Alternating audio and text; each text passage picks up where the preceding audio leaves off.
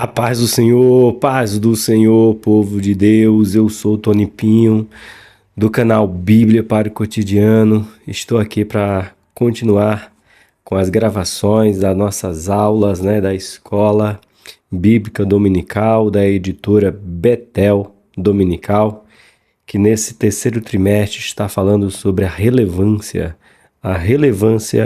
da igreja, sua essência e missão. E hoje eu vim com a nossa camiseta de evangelismo. Eu não sei se vai dar para você ver, mas aqui está dizendo Ide, igreja, aqui pequenininho, ó, igreja em movimento, né? Quis vir com ela, pois a gente vai falar mais uma vez. Começamos na lição de número 4, vou ler para você sobre a relevância de pertencer, de ser membro de uma igreja. E para ser membro de uma igreja, você precisa do ID. Eu tenho que fazer o ID para que alguém venha participar e ser membro de uma igreja.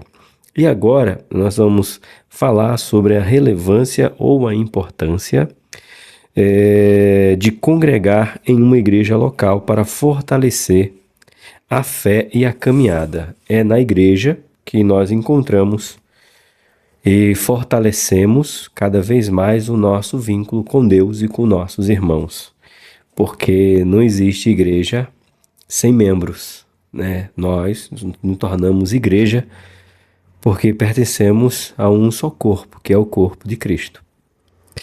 Então, essa é a lição que nós vamos falar hoje, lição de número 5, que foi a 4, deixa eu abrir aqui para você, ó, tudo marcado. Lição de número 5 será aplicada na sua igreja no dia 4 de agosto de 2024. Lição de número 5, a relevância de congregar em uma igreja local para fortalecer a fé e a caminhada. Então pega aí a sua Bíblia, pega aí a sua revista e bora para mais uma aula. E antes de adentrarmos propriamente dito na aula, eu estou me recuperando de uma gripe muito, mas muito forte mesmo. Estou medicado, mas esperando ainda o processo de recuperação. Então você me perdoe se eu estou ofegante, tomando água, nariz escorrendo, mas graças a Deus eu estou bem melhor. Eu estou gravando um domingo à noite, não fui para a igreja, o Rosil e a Rose foram lá, orar, interceder por mim, e estou eu aqui. Se tiver baixo o áudio, deixa eu tentar aumentar um pouquinho, mas aqui você releva, tá bom? Mas vamos fazer a nossa aula, que aí eu posso respirar, posso fazer com calma, tá bom? Eu trouxe aqui para vocês o meu box do bacharel em teologia da Academia dos Pregadores. Deixa eu fazer o contrário, deixa eu pegar ele e colocar desse lado aqui para você ver melhor. Olha aqui, ó. Esse box aqui, quando você assina lá o plano dele por um ano, do bacharel, na verdade, você faz o bacharel, paga em 12 vezes, e aí você ganha esse box aqui, com 14 livros, como tem dizendo aqui, ó. Eu quis fazer, o completo, médio, aliás, básico, médio, para depois ir para teologia. Não sou patrocinado pela Academia dos Pregadores, mas o que é bom, nós temos que divulgar. Tem cursos grátis para você criar o desejo de poder fazer. E por que está apresentando isso agora? Porque você, professor, tem que aprimorar. Como eu falei, eu não precisaria fazer o básico e o médio, mas eu estou fazendo, para depois entrar no médio, no bacharel. Tanto que eu nem mexi aqui, só abri por curiosidade. Na verdade, a curiosidade maior foi da Rose. Deixa eu mostrar para você aqui rapidinho. Essa aqui vem a caixa, não tem nada. Aqui tem, ó, bacharel. Aqui tem o diploma. Como é que ele fica? Ele vai ficar assim, ó. Certo? Ó, que bonito. Deixa eu deixar ele aqui assim do lado. E deixa eu apresentar para vocês os livros. É desse lado aqui, ó. Pronto. Ó, os livros. Educação cristã, ou seja, professor, para nós, educação cristã, pregação cristã, discipulado e aconselhamento cristão. Vai anotando aí. Teologia e ministério cristão. Aí, completando a mesa. Ética cristã. Isso aqui é o bacharel, tá? História do protestantismo. Tá aqui, ó. É uma silhueta de quem? De Martim Lutero. Essa silhueta é conhecida, né? Quem mais?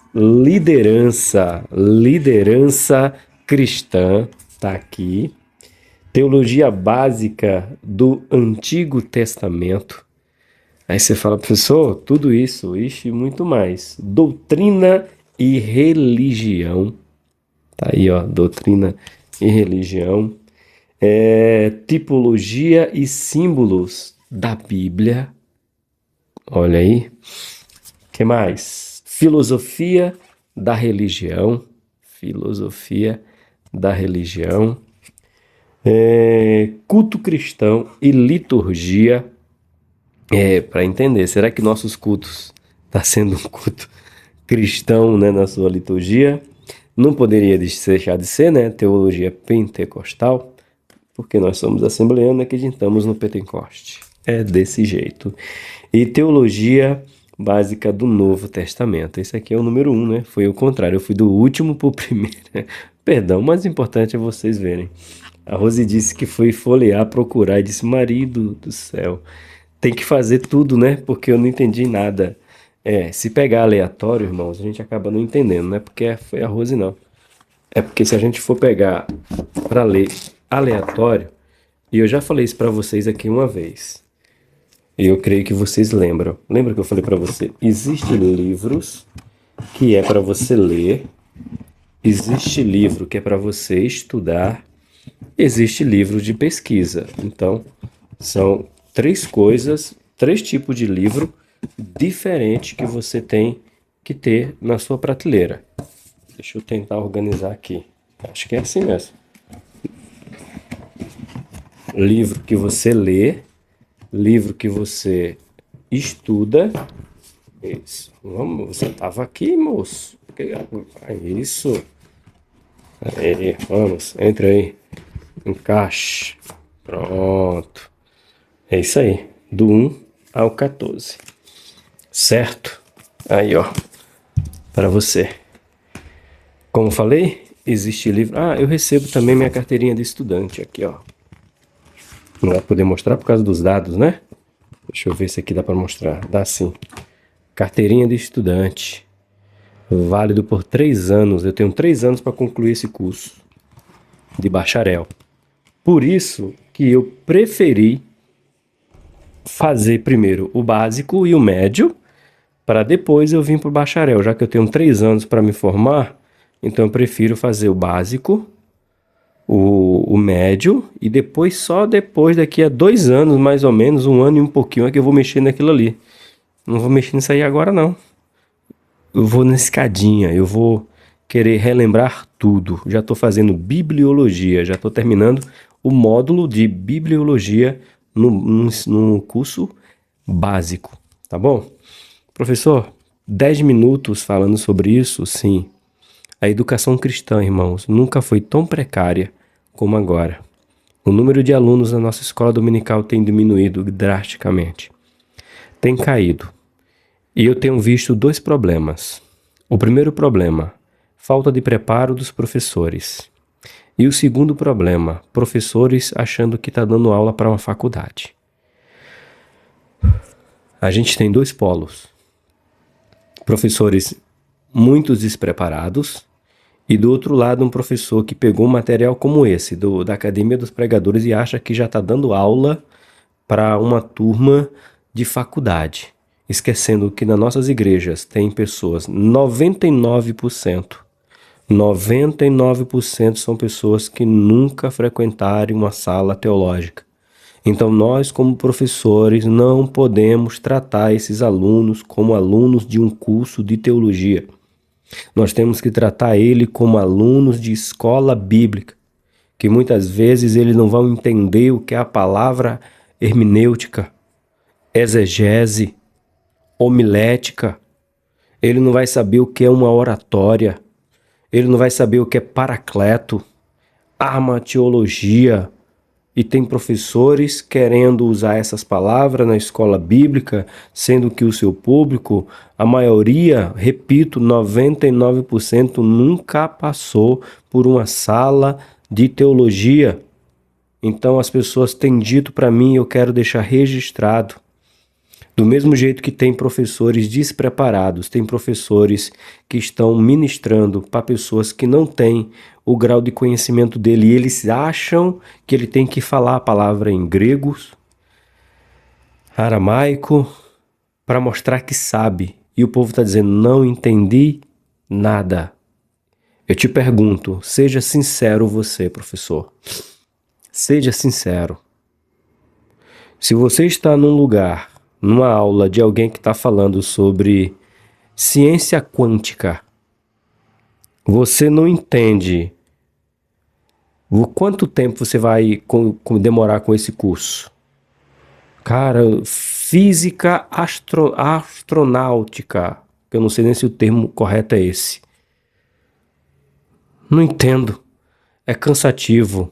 E por que tu acha que os alunos têm que ficar lá, você falando de algo que eles não estão entendendo? Você até sabe, mas você tem que entender que a sua classe não sabe. Então, professores, aprendam. Aprendam. Mas não esqueça que o professor lá é você. Os seus alunos são alunos. Bora para a nossa aula de hoje? Nosso texto áureo se encontra no livro de Atos, capítulo 2, verso 46, escrito está: E perseverando, unânimes, todos os dias no templo e partindo o pão em casa, comiam juntos, com alegria e singeleza de coração. Atos 2, 46. Verdade aplicada. Congregar em uma igreja local, dentre outros, é uma das características da pessoa que passa pela experiência da convenção e prossegue no processo de aperfeiçoamento cristão. Então não adianta nós irmos para a rua e dizer para a pessoa, irmãos, acabou o tempo, viu? Acabou o tempo. Acabou o tempo de nós evangelizarmos e dizermos para as pessoas, procure a igreja mais perto de sua casa. Dá mais não. Infelizmente, as pessoas aceitavam Jesus. Eu falei outro dia sobre as cruzadas evangelísticas, onde 100, 200, 300 pessoas aceitavam Jesus. Se você não conhece isso aí, então você perdeu um grande momento da história de evangelismo com 300, 400 pessoas aceitando Jesus no culto ao ar livre, né? Nas grandes cruzadas evangelísticas. Se você perdeu, só Jesus para voltar de novo. Mas enfim, e nós dizíamos para aquelas pessoas, procurem a igreja mais próxima de sua casa. Hoje não dá mais. Hoje existe verdadeiros seitas e heresias do lado da casa de pessoas que aceitaram a palavra verdadeira. Então você tem que designar qual é a igreja. Não é qualquer igreja que a gente pode mandar ninguém mais. Essa é a mais pura verdade. É a mais pura verdade. O objetivo de hoje: incentivar a participação nas atividades da igreja. Segundo objetivo, mostrar o perigo de não congregar. Vamos mostrar esse perigo aí. E terceiro objetivo, apresentar os desafios de congregar. Há um desafio. Nosso texto de referência de hoje se encontra no livro de Atos, capítulo de número 2, do 42 ao 47. Então, a leitura corrente. Abre aí a sua Bíblia ou acompanha na descrição do vídeo. E perseveravam na doutrina dos apóstolos e na comunhão, e no partir do pão e nas orações. E em toda a alma havia temor, e muitas maravilhas e sinais se faziam pelos apóstolos. E todos os que criam estavam juntos e tinham tudo em comum. E vendiam suas propriedades e fazendas e repartiam com todos, segundo cada um havia de mister. E perseverando, unânimes, todos os dias no templo, e partindo o pão em casa, comia juntos, com alegria e singeleza de coração, louvando a Deus e caindo na graça de todo o povo. E todos os dias acrescentavam à igreja aqueles que se haviam de salvar. Só aqui a gente já tem uma defesa da igreja, a defesa de poder congregar e estar em uma igreja juntos. Aonde? Na leitura de Atos. Primeiro, aqui no 46 e no 47. É nisso aqui que nós defendemos que precisamos de uma igreja para se tornar igreja. O 47 diz assim, e perseverando, unânimes, todos os dias no templo. Ou seja, a igreja nasce indo para o templo. A igreja continua os caminhos do Senhor indo ao templo, perseverando no templo. Era lá que eles se encontravam. Havia a necessidade de estar ligados no templo. E você pode visitar, mas a palavra igreja nós vamos encontrar no verso 47. Louvando a Deus e caindo na graça de todo o povo. Escute só. E todos os dias acrescentava o Senhor à igreja. Tá entendendo? A igreja era acrescentado à igreja aqueles que se haviam de salvar.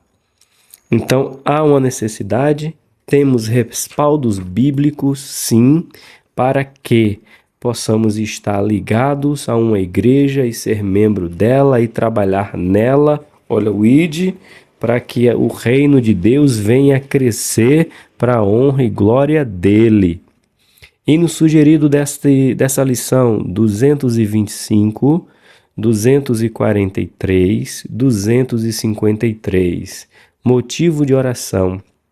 Ore por aqueles que não querem mais congregar em sua igreja. Quando fala sua, não é a Deinamar, não é a sua aí no bairro, na sua cidade, no seu estádio. Congregar em sua igreja, onde ele faz parte, onde ele nasceu, onde ele foi criado, estar em uma igreja. Temos muito desigrejado e vamos falar sobre isso aí no livro de Hebreus, um pouquinho mais à frente. Oremos. Soberano e eterno Deus, agradeço a Ti por mais essa oportunidade, pela vida daqueles que deixaram de congregar, que pararam de congregar, mas que é, Senhor, necessário estarmos em união, fazendo parte do mesmo corpo, das atividades do Partir do Pão, das orações, como foi lido em Atos capítulo 2. Senhor, desperta esse povo que outrora estava servindo na Tua casa, seja qual for a função, mas que ele venha, Pai, congregar e se tornar um só corpo. Eu peço a Ti, Senhor, em nome do Teu Filho Jesus. Amém? Nossa introdução nos diz assim: nesta lição, estudaremos sobre a importância e a necessidade de congregar. No sentido bíblico, congregar é o ato de se reunir no nome de Jesus para edificação mútua e adoração ao Senhor. Edificação mútua.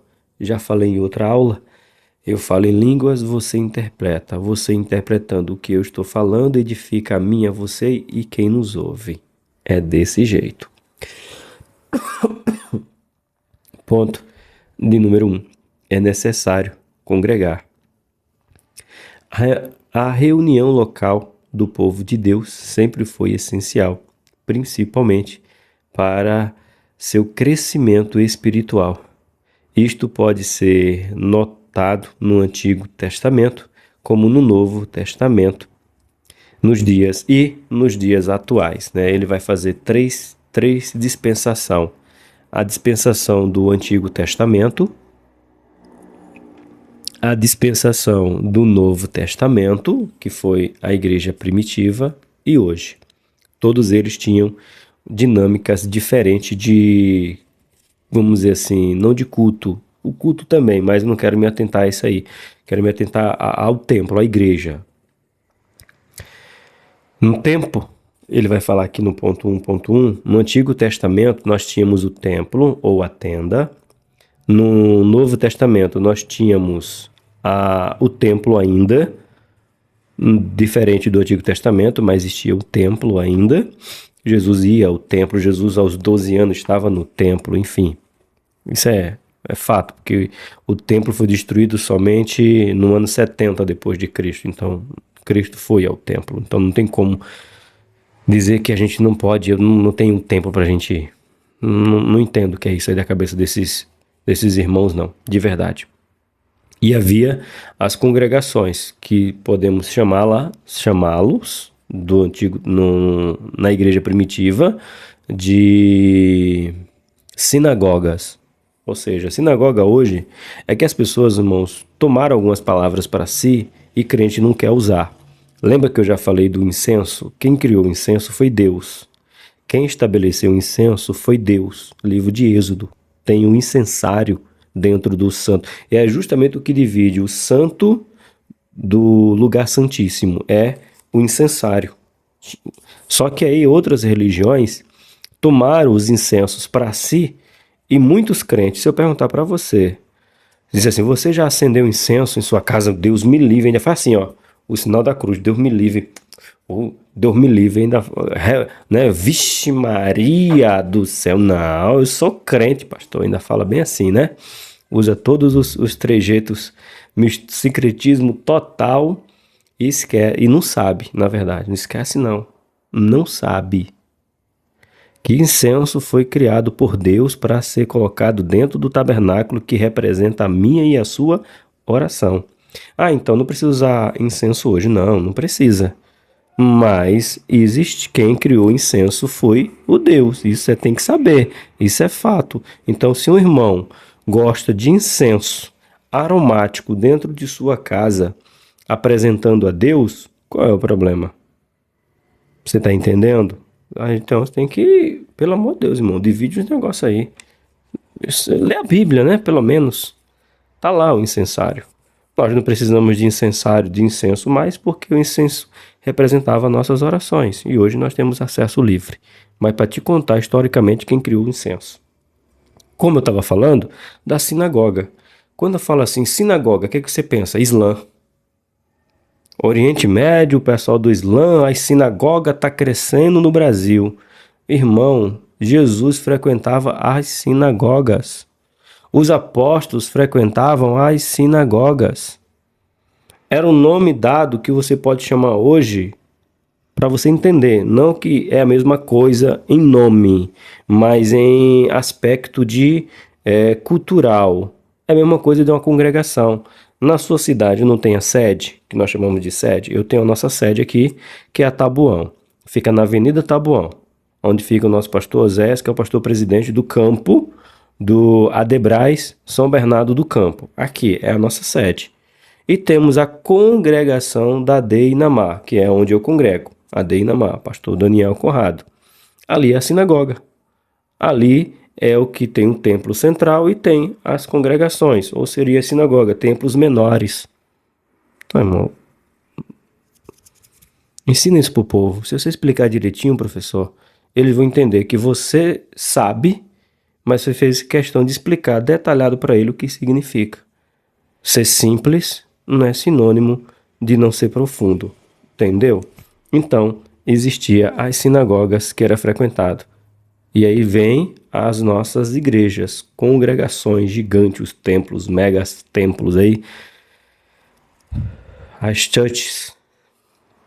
né, gigante para 5.000, 7.000, 10.000 pessoas, misericórdia, gente demais num lugar só. 1.1.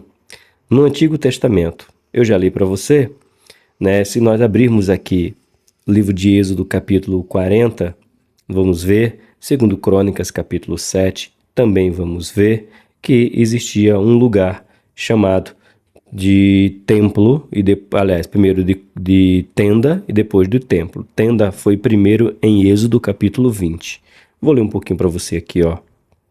A primeira menção bíblica sobre um local de culto a Deus se encontra em Êxodo 25, quando Deus deu a seguinte ordem a Moisés: e me farão um santuário e habitarei no meio deles. Olha aí, o próprio Deus diz: faça um santuário que eu quero habitar dentro dele. O templo era central na vida da nação de Israel. Todas as celebrações estavam relacionadas ao templo. E aí você vê que desde o tempo de Jesus, é um trava-língua, né? Desde o templo, tá vendo? De Jesus que existia o templo. Você não vê Jesus desfazendo do templo. Não. Você vê Jesus defendendo o templo, viu? Olha aí, professor. Pega isso aí, aluno. Você não vê Jesus contra o templo. Você vê Jesus defendendo o templo. A casa do meu pai não pode ser chamada casa de salteadores, casa de bandido. Você é para ser chamada casa de oração. Então Jesus é contra os cambistas, os que vendiam, compravam, ganhavam dinheiro no templo.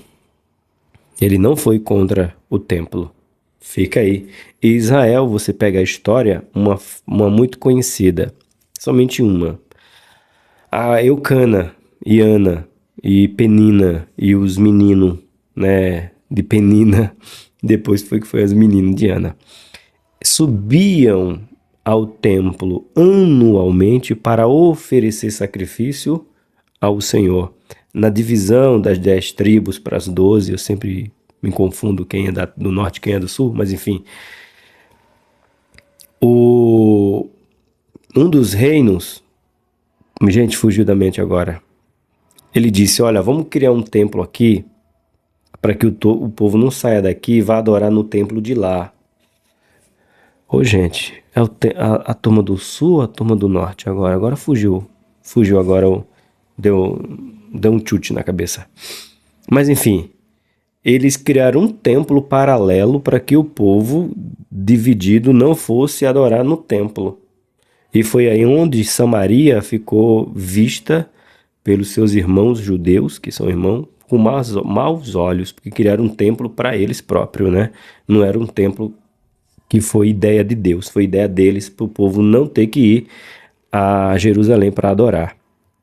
Certo? E no Novo Testamento?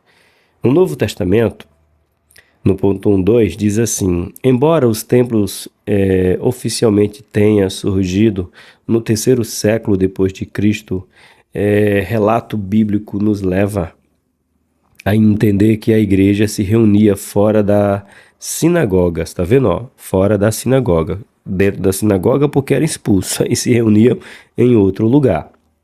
Um espaço dedicado ou alugado para esses fins. Aqui é muito bonito. Eu vou até pegar a minha Bíblia, ela estava aqui na minha frente. É que eu ia mostrar para vocês o livro do bacharel, mas eu quero abrir aqui livro de livro de Atos, capítulo 19, e já deixar ele aberto aqui para você.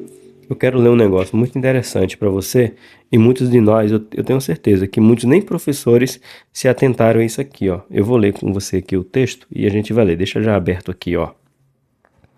Na cidade de Éfeso, por exemplo, Paulo usou a escola de Tirano, um espaço grande para realizar culto. 19:9.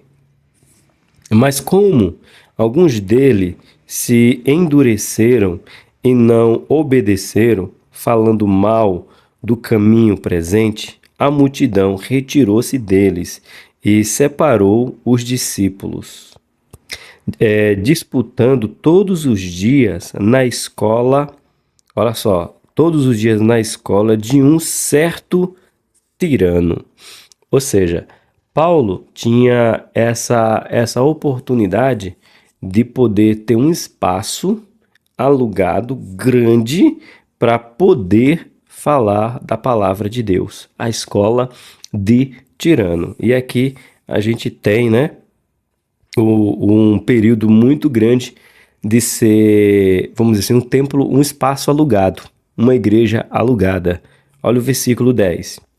E durou isto por espaço de 2 anos, de tal maneira que todos os que habitavam na Ásia ouviram a palavra do Senhor, tanto judeu quanto grego. 2 anos, Paulo usou a escola de Tirano. É como se a gente tivesse a escola pronto. Eu participei uma vez, sabe? Como é que chama? Escola amiga, escola solidária, escola do bairro. Tem um nomezinho aí que eu não vou lembrar agora, que as escolas eram abertas para fazer outros eventos além das aulas, finais de semana.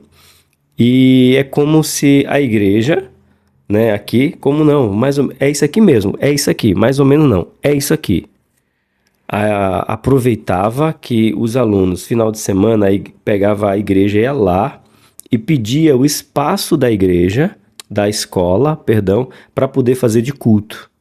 E ali tinha salas de aula já pronta e usava aquelas salas para poder ensinar. Olha que ideia maravilhosa. Bem que nós poderíamos fazer isso aí, hein? Olha aí, Brasil. Desperta. Pedir autorização para a prefeitura, para o governo, difícil vai ser, né? Mas olha que ideia legal. Você já imaginou?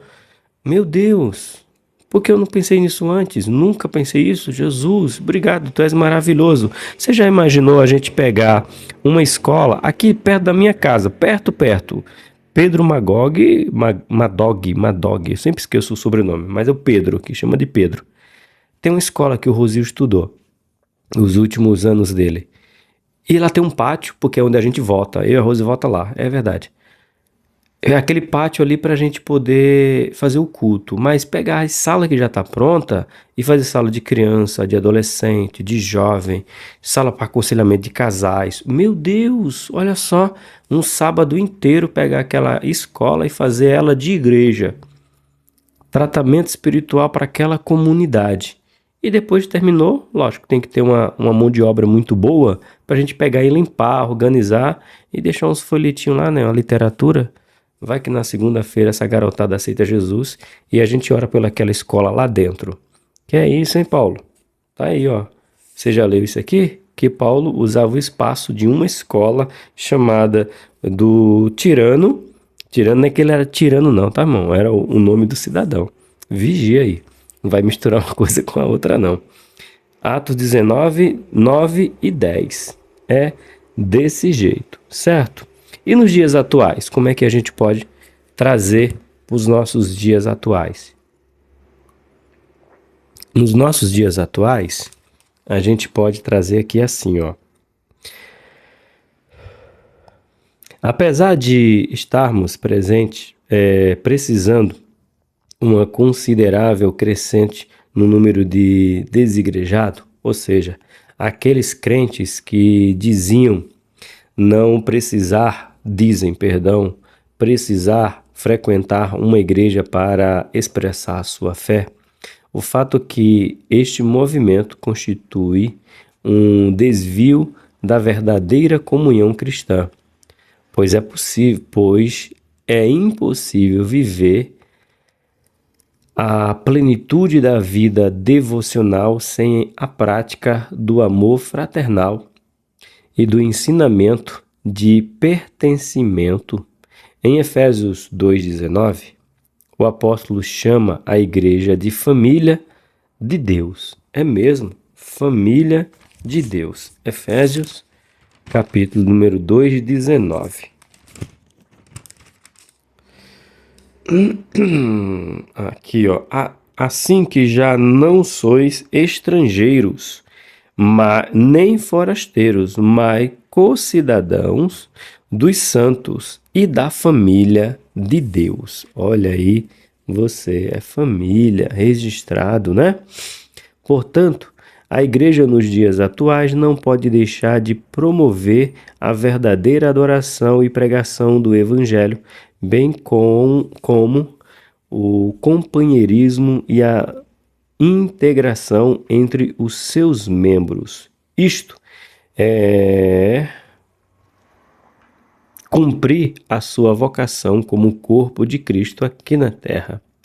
Uma das coisas que não podemos fazer sozinho é ser cristão. Eita, que é bonito. Uma das coisas que não podemos fazer sozinho é ser cristão. Não dá, não pode, não dá liga. O Senhor Jesus, durante seu ministério na terra, tinha o costume de frequentar a sinagoga. Isso aí eu já falei para você, né? E o templo, isso mesmo. Locais reservados para oração, liturgia e exposição das Escrituras. Eu acabei de fazer uma aula de número 10, de bibliologia, ou seja, o Novo Testamento afirmando que o Antigo Testamento é palavra de Deus, cumprida em Jesus. Ó, fresquinho para você aí, ó, do curso que eu estou fazendo. De curso básico, viu, de teologia, ó, relembrando. E o professor, ele diz bem assim, que Jesus diz aquele texto famoso, lendo o rolo de Isaías. E hoje, o meu espírito estará sobre ele. Aí Jesus lê esse rolo e diz bem assim para o povo, hoje se cumpre essa profecia, é em mim. Ele dizendo que o que Isaías profetizou era de Deus. Eita, glória gloriosa. Além dos discípulos, muitas pessoas se reuniam também nestes locais. É isso aí. Eu, você, nós precisamos nos reunir nesses locais. Peço para você se inscrever, curtir e comentar. Se você acha que o professor está cansado, não sou assim não, não é normal não, tá bom? É recuperação de uma gripe fortíssima que me abateu e foi no de repente. Eu fiquei ruim na sexta, aí passei sexta, sábado, hoje é domingo e eu espero que amanhã eu esteja um pouco melhor. Então, não abandone o professor, porque ele tá cansado. Não sou assim, tá bom? Ponto 2. O perigo de não congregar. Os que estão unidos em Cristo também devem estar unidos entre si. Deixar de congregar pode caracterizar pelos menos 3 coisas. Quais são as 3 coisas? Desobediência à palavra de Deus, anota aí. Debilidade espiritual e morte espiritual. Uma coisa leva a outra. Lembra quando a gente fala que um abismo chama outro? Isso aí, um abismo chama outro. Então vai só enfraquecendo. Deus mostra de forma muito clara na sua palavra a necessidade de seu povo congregar. Mas nas últimas instruções, Moisés exorta os líderes de Israel, sacerdotes e anciãos, no sentido de que, de tempos em tempo, ajuntasse todo o povo, homens, mulheres e criança, para ouvir e aprender a palavra de Deus. Mentira, que tem isso na Bíblia. Moisés chamando o povo para aprender a palavra. Será que tem aí? Bora lá. Êxodo, misericórdia, Jesus, passei demais. Levítico, Números, Deuteronômio, capítulo de número 31. Será que Moisés disse que o povo tinha que congregar, gente? Aprender da palavra? Bora ver. Opa, sai do lugar não, fique quietinho aí, vá. Fique crente. 31:12. Ajunte o povo, homens e mulheres e meninos, e os teus estrangeiros, que estão dentro das tuas portas, para que ouçam e aprendam e temam ao Senhor vosso Deus, e tenham cuidado de fazer todas as palavras desta lei. Eita! Então, Moisés está dizendo já que não dá para ser servo do Senhor, como aqui ele está fazendo, desobediência à palavra, não é do Novo Testamento. Já vem lá de trás, Deuteronômio, capítulo de número 31, verso de número 12. Ele diz: reúne o povo e ensina a homens, mulheres, crianças, e os estrangeiros. Isso, aquele que não é judeu também tem que aprender a palavra, para aprender a temer o Senhor. É isso aí. E o escritor aos Hebreus disse que não podemos deixar de congregar. É o famoso Hebreus, capítulo de número 10, verso de número 25. Famoso e triste, né? Muito triste, mas famoso o texto. Não deixando a nossa congregação, como é costume de alguns, antes ademoestando-nos uns aos outros, e tanto mais quanto vede que se vai aproximando aquele dia. Aquele dia é a volta de Cristo. Os que não acreditam em Cristo, eu queria saber como que ele entende, ou melhor, perdão. Os desigrejados, como é que eles defendem essa parte de Hebreus? Como é que ele se sustenta? Agora nós temos Deuteronômio, capítulo 31, verso 12.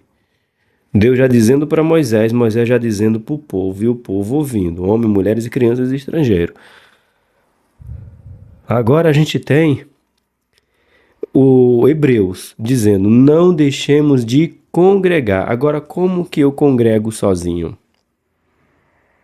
Como é que eu ministro a mim sozinho? Porque se você, irmãos, que está aí desigrejado, e nós temos que falar isso é apologética, tá? É defesa da fé.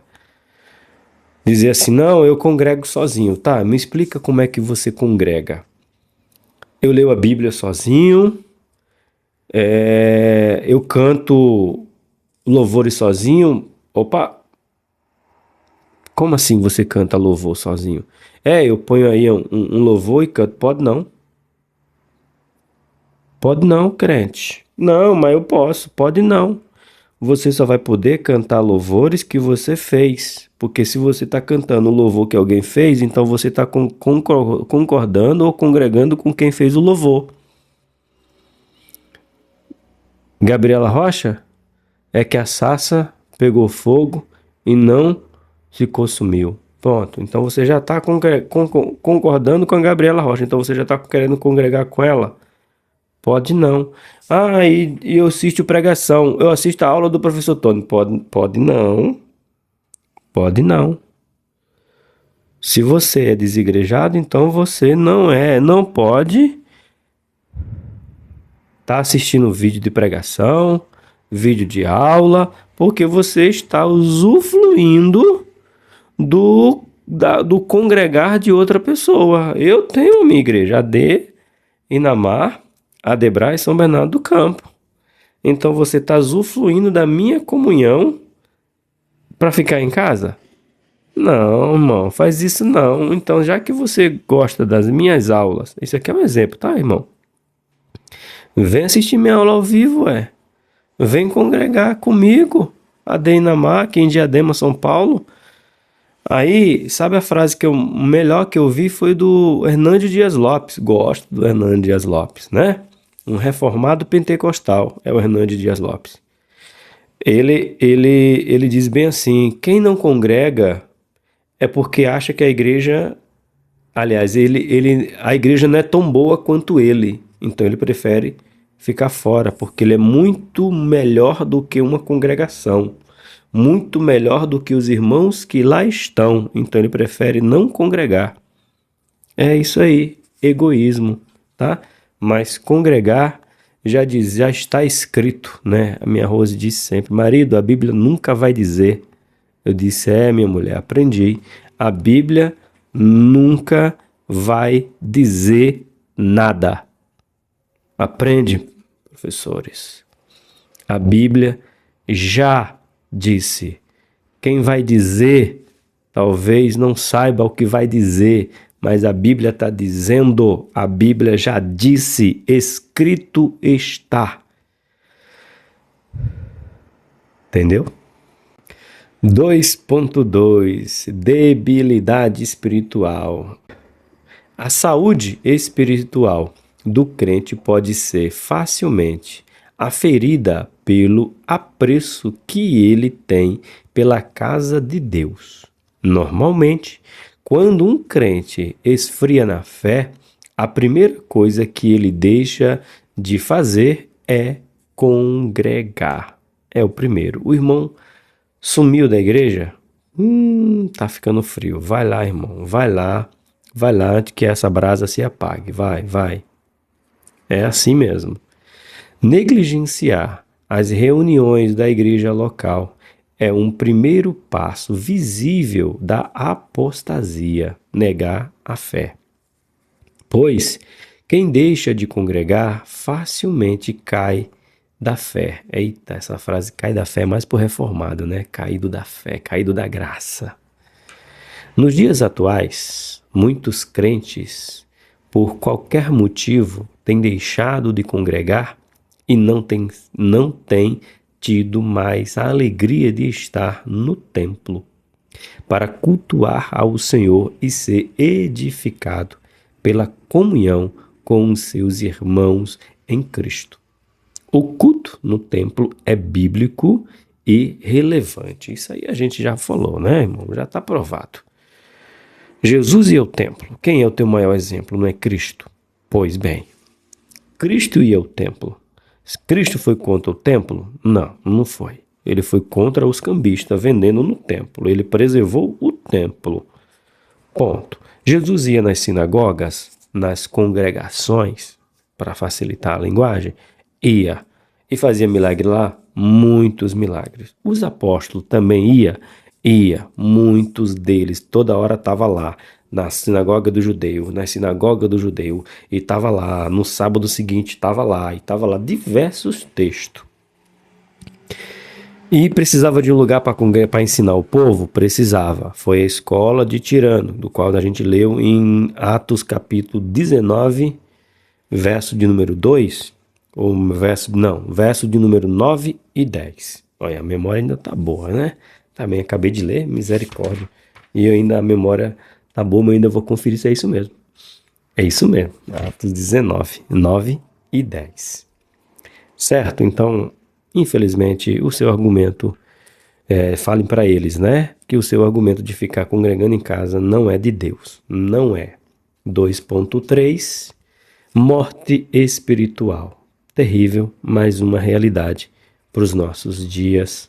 Foi no tempo do Senhor, de Jesus, no tempo de Deus, no tempo de Jesus, no tempo dos apóstolos, e não vai ser diferente nos nossos tempos, né? Fica aqui nota de repúdio, sou irrelevante diante do assunto ainda, mas um dia terei direito de voz, querendo Deus. Se ele não voltar, prefiro que ele volte do que eu tenha direito de voz. O que aconteceu na abertura das Olimpíadas, né? Uma afronta contra a fé cristã. E fica registrado aí. Um dia alguém vai falar o que eu vou falar isso aqui. Na hora, quando eu vi aquela ofensa e todo mundo falando, sabe o que eu me lembrei? Põe no Google aí.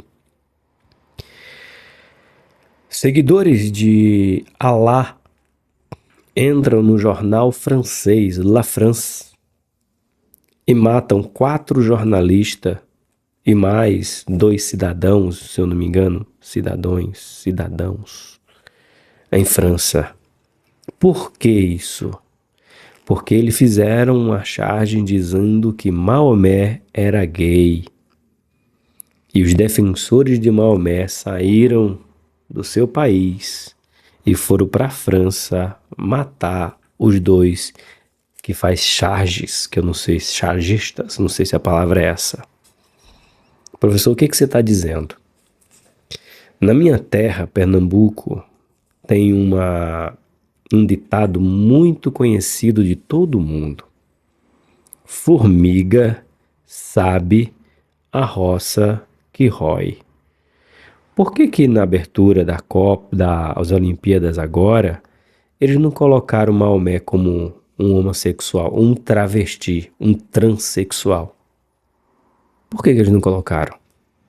Por que que eles não colocaram Buda como um travesti? Por que eles não colocaram qualquer outro segmento religioso? Sabe por quê? Porque nós somos pacíficos. Mas eu fico pensando, vocês querem o nosso respeito, mas não respeita a nós. Pois é. A menininha tá falando hoje pra Rose dela. Eu não vou lembrar o nome dela, mas era chamada Fadinha do Skate. Eu vi o vídeo daquela menina quando ela era uma criança mesmo, pequenininha mesmo. Agora já tá uma moçona, quase uma mulher feita. Não sei a idade dela. E hoje ela ganhou medalha de bronze e ela fez em Libra. Eu não sei Libra, mas ela colocou, fez assim, ó. Eu não sei como é que é vida. Ela fez no gesto dela, Jesus é o caminho. Eu não sei como é que é a verdade e a vida. Ou seja, ainda tem alguns que vão defender. Só que vai continuar assim, irmãos. Mas vamos pedir a Deus que não aconteça nenhum mal lá na França. Que vá tudo em paz. Nós somos da paz, nós somos pacíficos, nós queremos o bem. Mas eu termino essa nota de repúdio dizendo: formiga sabe a roça que rói. Bora continuar? Morte espiritual. Hoje em dia, muitas igrejas locais transmitem seus cultos pela internet. Esta inovação tem trazido benefício àqueles que eventualmente se veem impossibilitados de estar participando dos cultos presencialmente. Mas muitos crentes, mesmo tendo condições de estar presente nos cultos, preferem assisti-los em casa. Estar no culto em vez de assisti-lo em casa faz toda a diferença, pois o clima de comunhão, alegria, união que sentimos numa reunião de culto mostra que a fé cristã não é para ser vivida isoladamente. Por isso é necessário estarmos juntos. É isso aí, eu falei, eu sou a favor da igreja ter culto online, sou a favor, tem que ter mesmo, tem muita gente precisando que não pode ir à igreja, mas o que a gente não pode aceitar é que pessoas saudáveis, por exemplo, se a minha igreja tivesse com culto online, não tem culto online na minha igreja, não mais. Eu estaria assistindo o culto da minha igreja, eu não ia estar aqui gravando, eu ia estar assistindo um culto da minha igreja. Eu ia ver um grupo de louvor, ia ouvir a banda, ia ouvir as irmãs, as crianças, adolescentes, enfim, a pregação. Eu ia estar assistindo um culto online, porque eu não posso ir para a igreja com essa gripe e passar essa gripe para os meus irmãos, principalmente os idosos, não hipótese nenhuma, uma negligência enorme de minha parte. Tanto que amanhã, para ir trabalhar, eu vou de máscara, com respeito às pessoas que não têm, que eu não posso transmitir esse vírus para ela, dessa gripe. Mas o problema é que as pessoas estão fazendo de um culto que seria algo para mim ajudar, hoje seria para mim ajudar, eu estou fazendo isso de rotina, fazendo isso aí tem culto online mesmo, para que a gente vai para a igreja? Bora ficar por aqui. Tá errado.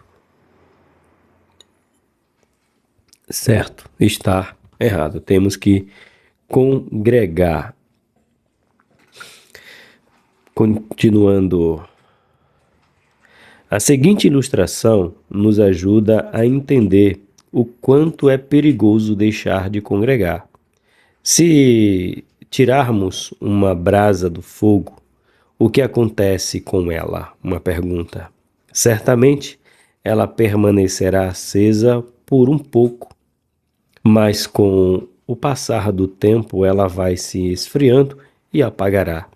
Assim se dá também com o crente deixando de congregar, vai esfriando na fé até se apagar, ou como ele usou o título aqui, morrer espiritualmente. Certo? Ponto de número 3. Os benefícios de congregar. Qual os benefícios? Esses benefícios, ele foi falado muito bem na lição de número 4. Se você quer saber os benefícios completos sobre o congregar, você vai na lição número 4 completa, que lá você vai ter esses benefícios. Mas ele fala aqui assim, ó. São muitos os benefícios que o crente desfruta ao congregar. Vejamos alguns. 1.3.1, né? Adoração comunitária.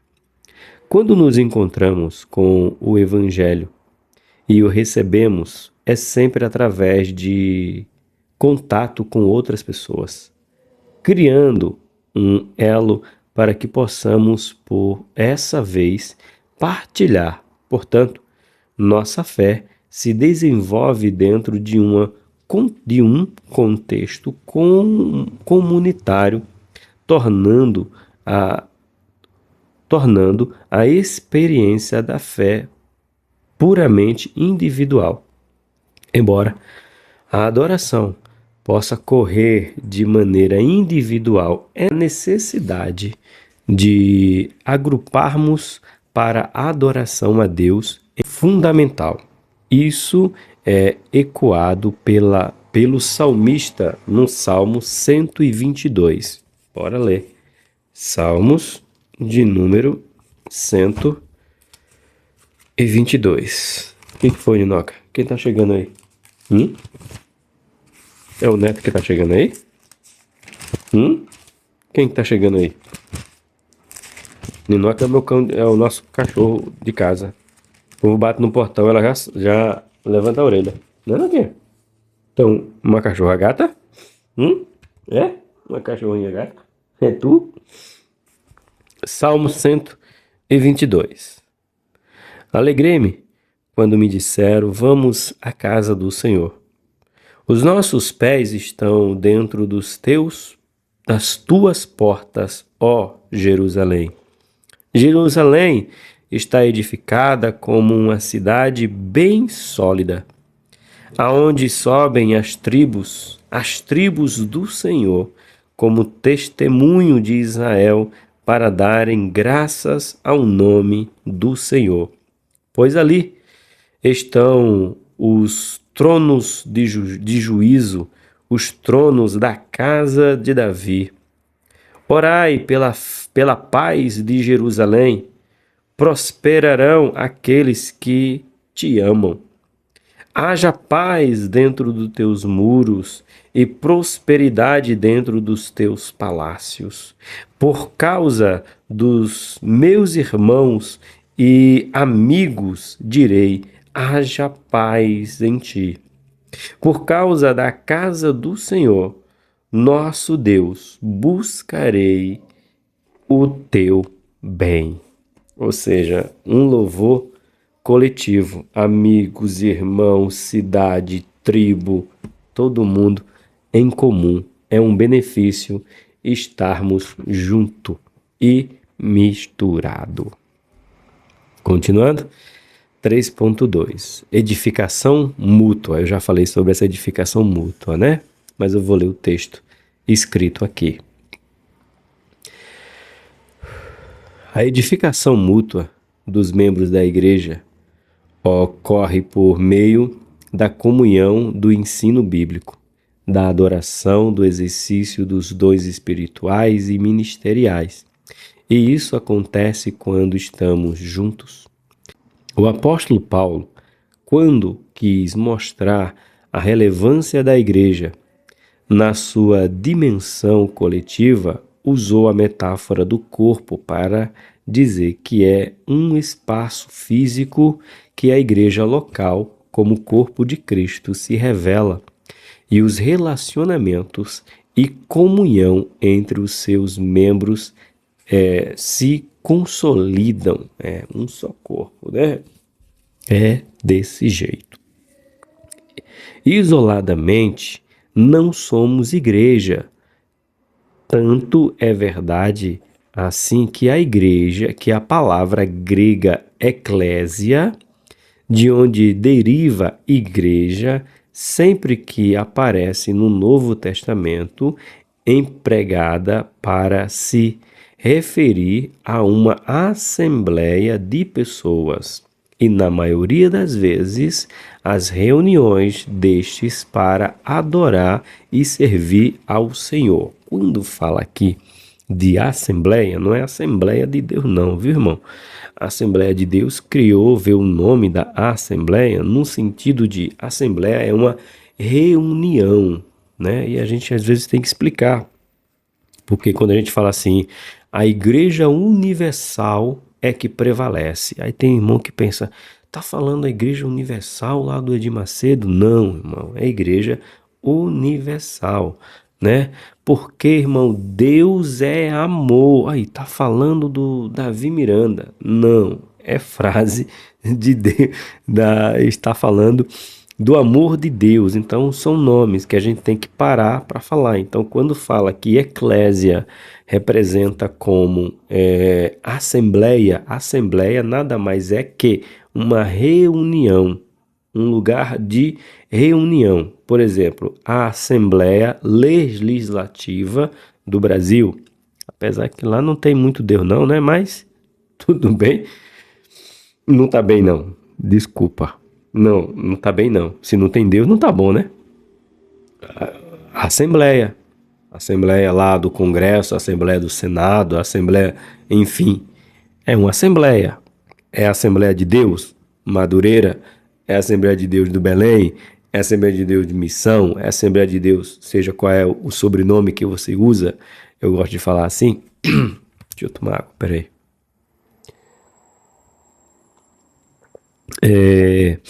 Porque existe hoje, irmãos, infelizmente, eu sou a favor, essa é a minha opinião, viu? Minha.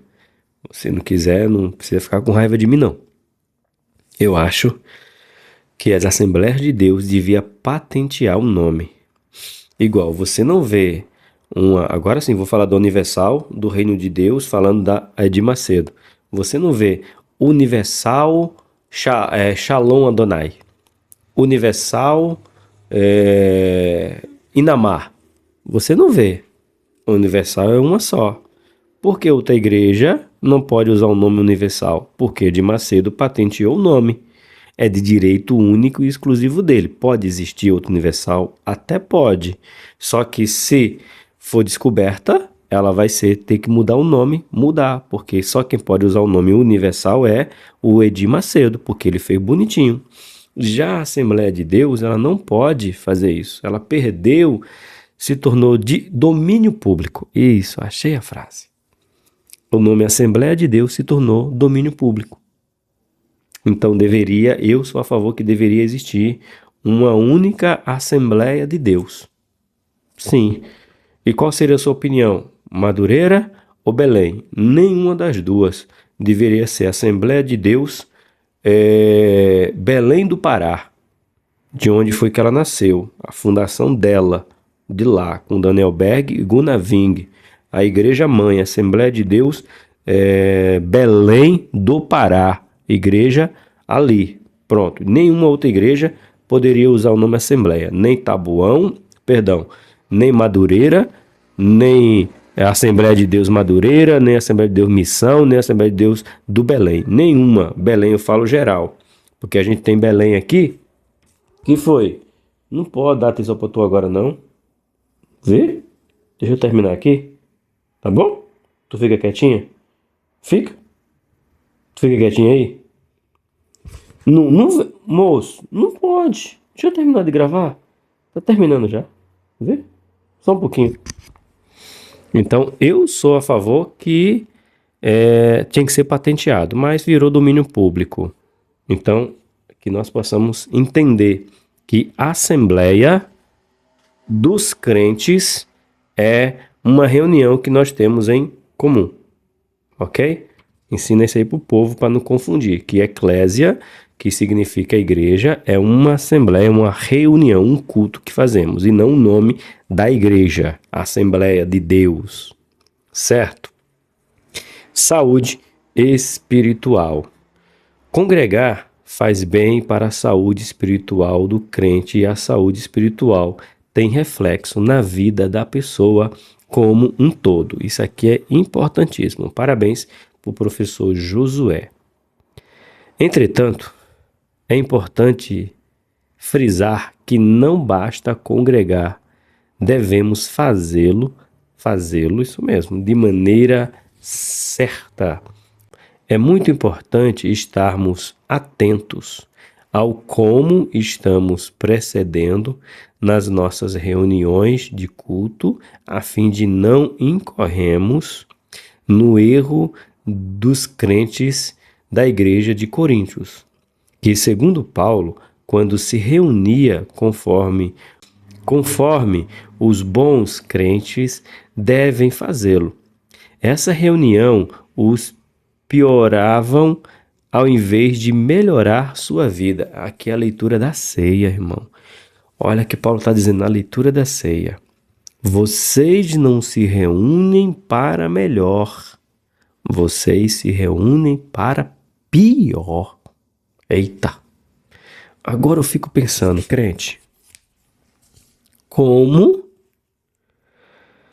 que nós vamos para a igreja adorar Deus, em vez de voltar melhor, voltamos nós pior dentro da igreja de Coríntios. E olha que isso é a leitura da ceia, viu? Era na ceia, no memorial que nós fazemos dele. 1 Coríntios 11. A expressão de culto e adoração perdem o valor quando não retratam uma vida de pureza e retidão diante de Deus e de comunhão com os irmãos. Portanto, devemos entender que o Senhor deseja que nos reunamos em sua gloriosa presença, a fim de que a nossa comunhão, fé, ânimo e unidade fortaleça cada vez mais. Por isso que a gente vai para a igreja, para nos fortalecer cada vez mais. Então, ensine. Se você tem percebido que alguns irmãos têm deixado de frequentar o culto, aquele irmão que era muito assíduo na escola dominical, procure saber o porquê. Talvez seja por falta de conhecimento do professor ou exagero no conhecimento do professor. Tem os dois extremos, sim. Ou ele está desanimado com a fé, né? Vá lá, procure, atente para que você possa ganhar esse irmão para Cristo e fazer dele alguém que você pode congregar, alguém que você pode estar ajudando, pois congregar é princípio de Deus. Tá bom? Para concluirmos, diz assim: somos chamados para servir na igreja local, com um propósito de adorar a Deus, servir e edificar uns aos outros em amor. Assim sendo, não podemos deixar de viver a nossa devida vocação como corpo de Cristo, que estarmos unidos, certo? Precisamos. Ensine para o povo, chame o povo, vá atrás do povo. Bora estar cada vez mais unidos em Cristo, pois os dias são maus e eles não estão fazendo questão de mostrar que eles nos odeiam, que eles nos perseguem, que eles nos desprezam. A maior prova foi a abertura de algo mundial. O mundo todo viu o desrespeito, a afronta total sobre a crença cristã. Não ofendeu os brasileiros, não ofenderam um país, ofenderam o mundo. E a melhor frase que eu achei foi a do Iago Martins, dos 2 dedos de teologia. Eles estão gritando para o mundo ouvir, dizendo: vocês, cristãos, não são bem-vindos no nosso meio. Nós não queremos vocês aqui. Só que eles não sabem que eles só estão vivos porque nós estamos aqui. Porque se Deus tirar o sal da terra, a terra apodrece. Se Deus tirar a luz do mundo, o mundo perece em trevas. Enquanto nós estamos individualmente se calando, coletivamente, o mundo está dizendo: a gente não precisa de igreja, a gente não precisa de Jesus, a gente não precisa de seguidores dele. Mas nós sabemos que essa terra só está sendo conservada em vida porque você é sal. E sal não apenas dá gosto, mas sal conserva. Então que você continue sendo sal e venha cada vez mais se preservar. Que esse mundo está à beira da podridão. E é você, crente, que precisa trazer esse povo para dentro e preservá-los com vida no Senhor. Que Deus abençoe. Desculpa pelo cansaço e eu conto com as suas orações. O grande amor de Deus, a graça do nosso Senhor e Salvador Jesus Cristo, comunhão e consolação do Espírito Santo comigo e com você, não apenas hoje, mas para sempre. Amém. Deus abençoe vocês, hoje e sempre. Tchau, povo.